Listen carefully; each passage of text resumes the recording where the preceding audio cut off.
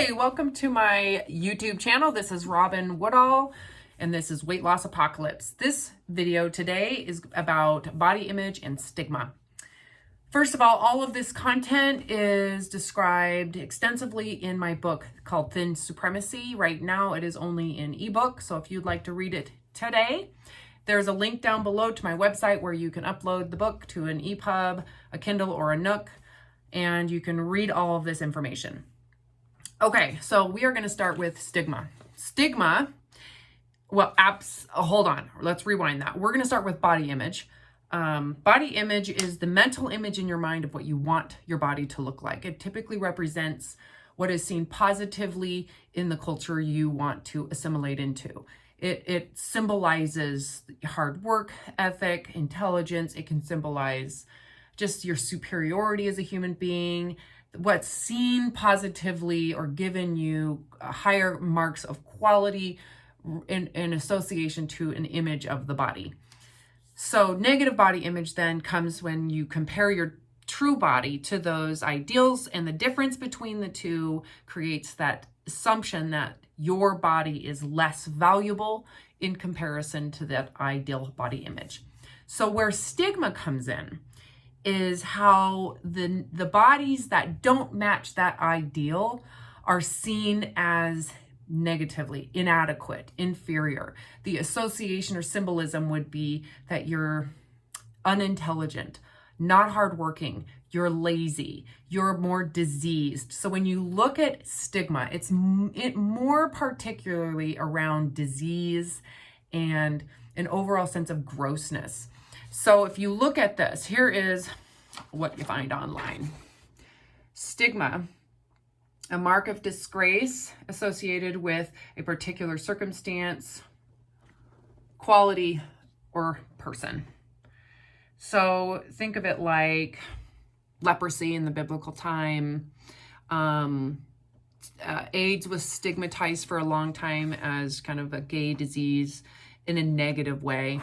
And so when you think about body image, there's absolutely stigma around different body images.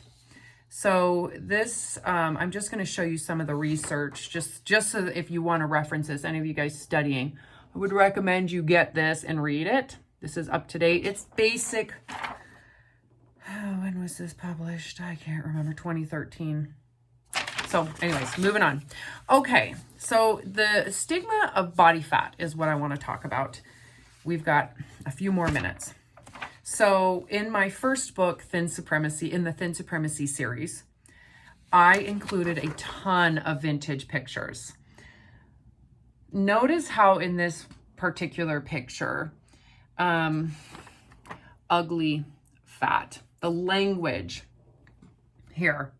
And if you go and download the book, you will see a bunch of these pictures in history, in the last century, really, in the diet industry that has really promoted this idea of lean supremacy. But in Thin Supremacy, there is a chapter devoted to this history of body image. And then there's a chapter devoted to the history of thin supremacy, where it really started. And there's an incredible book out there I referenced in that book. A woman wrote about this idea of thinness and when it started. And it is, I can't remember what chapter, so you're going to have to read the book.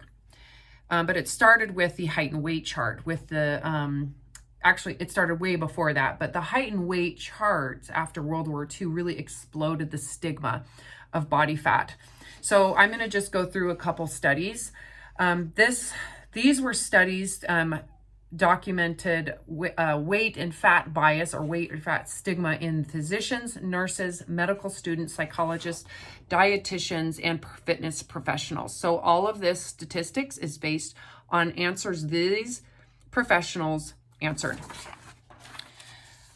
The overall view from these professionals was that obese patients were non-compliant, lazy, awkward, weak-willed, dishonest, unsuccessful, and unintelligent.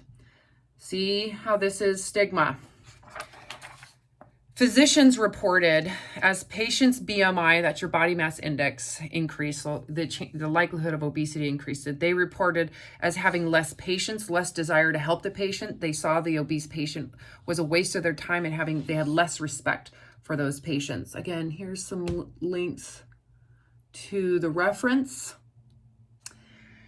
Nurses reported 31% would prefer not to care for obese patients, 12% would prefer not to touch obese patients, 24% agreed that obese patients repulse them. There you go. Check out those. This is, by the way, all of this I got from a PDF that's online, and this was like a continued education plan for medical practitioners to understand why they're having problems. So, okay, so patient reactions. People felt berated, disrespected by providers. They reported that weight was blamed for all their problems. So every single symptom they had was blamed on their body fat.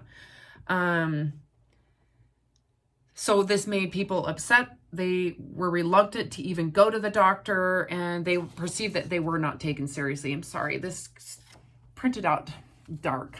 Damn it. I didn't check that. The care, less time spent in appointments, less discussion with patients, more assignment of negative symptoms, and there was less intervention with those patients. The impact of care, patients with obesity are less likely to obtain preventative health care exams, cancer screens, pelvic exams, mammograms, and are more likely to cancel patients, delay appointments, and preventive care service. I cannot tell you how many people I've worked with who our sessions are based around preparing them to go get berated and judged and shamed by nurses and check-in counter people at their healthcare facility. Here's this. A study of 498 women, obese women delayed preventative services despite high access. Women attributed their decisions to disrespect from providers, embarrassment of being weighed, negative provider attitudes, medical equipment were too small. This is legit. Again, how many of you have not gone to the doctor? There's so much more in these studies, like dietitians, typically 80%. I think there was a percentage of dietitians who didn't want to work with people who were obese, which is nuts. I don't know the exact, but it's in Thin Supremacy. I included all of that. And the sad thing is, people, as they get stigmatized and shamed for their weight, the link between their behavior with food and binge eating and emotional eating skyrockets. So if you would like more information, if you want to read this content, go to my website linked below. You can upload Thin Supremacy. I also have Diet Supremacy, where you go even to more detail around how the stigma of obesity directly impacts how impulsive eating, binge eating, and emotional eating. So yeah, Diet Supremacy is far more about how the body image projects into this need to diet. Okay, so that's it. Like the video, please share it with whoever you'd like.